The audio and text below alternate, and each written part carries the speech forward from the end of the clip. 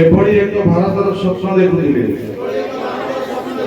ଯାହା କେବଳ ସ୍ୱାଧୀନ ନୁହେଁ ବରଂ ସ୍ୱଚ୍ଛ ଏବଂ ବିକଶିତ ହୋଇଥିବ। ମହାତ୍ମା ଗାନ୍ଧୀ ଭାରତ ମାତାର ସ୍ୱାଧୀନତା ସୁନିଶ୍ଚିତ କଲେ। ବର୍ତ୍ତମାନ ପରିମଳ ଜରିଆରେ ଦେଶ ମାତୃକାର ସେବା କରିବା ଆମର କର୍ତ୍ତବ୍ୟ। ମୁଁ ଶପଥ ନେଉଛି ମୁଁ ସ୍ୱଚ୍ଛତା ପ୍ରତି ପ୍ରତିବଦ୍ଧ ରହିବି ଏବଂ ଏଥି ନିମନ୍ତେ ସମୟ ଉତ୍ସର୍ଗ କରିବି।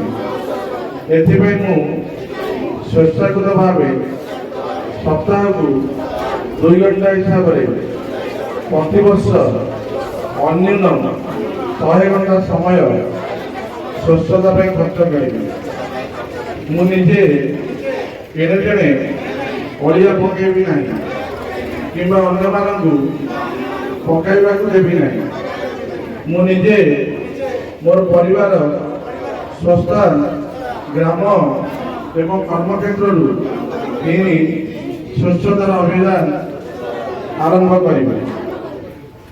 ବିଶ୍ୱର କେତେକ ଦେଶ ସ୍ୱଚ୍ଛତାରେ ଅଗ୍ରଗଣ୍ୟ ହେବାର କାରଣ ସେଠାକାର ନାଗରିକମାନେ ଏଠି ସେଠି ଅଳିଆ ପକାନ୍ତି ନାହିଁ କିମ୍ବା ଏହା ହେବାକୁ ଦିଅନ୍ତି ନାହିଁ। ଏହି ଦୃଢ଼ ନିଶ୍ଚୟ ସହିତ ମୁଁ ଗ୍ରାମ ଓ ନଗରରେ ସ୍ୱଚ୍ଛ ଭାରତ ଅଭିଯାନ ବାର୍ତ୍ତା ପ୍ରଚାର କରିବି।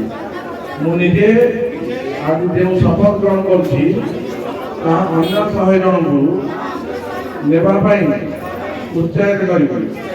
ମୁଁ ସେମାନଙ୍କୁ ସ୍ୱଚ୍ଛତା ନିମନ୍ତେ 100 ଘଣ୍ଟା ସମୟ ଉତ୍ସର୍ଗ କରିବା ପାଇଁ ପ୍ରବର୍ତ୍ତାଇବି। ମୁଁ ନିଶ୍ଚିତ ଯେ ସ୍ୱଚ୍ଛତା ଦିଗରେ ମୁଁ ନେଇଥିବା ପ୍ରତ୍ୟେକ ପଦକ୍ଷେପ ମୋର ଦେଶକୁ ସ୍ୱଚ୍ଛ କରିବାରେ ସହାୟକ ହେବ।